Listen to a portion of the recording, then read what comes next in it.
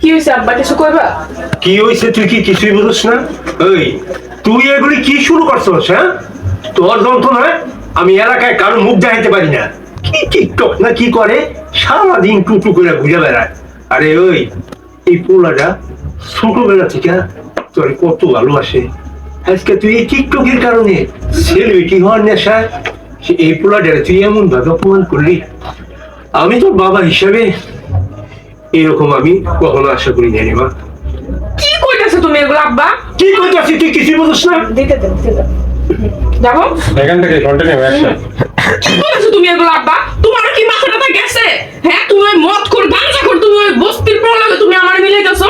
অন্যদিকে কি আমার যায়? আর অন্যদিকে কি আমার যায়? তুমি অন্যদিকে কি আমার যায়? তুমি ওর পক্ষে কথা কইতাছো আমার লাগে। আর আর আমি কি করছি? আমি কি এমন করছি? হ্যাঁ, তুমি আমাকে মুখ দেখাইতে পারো না?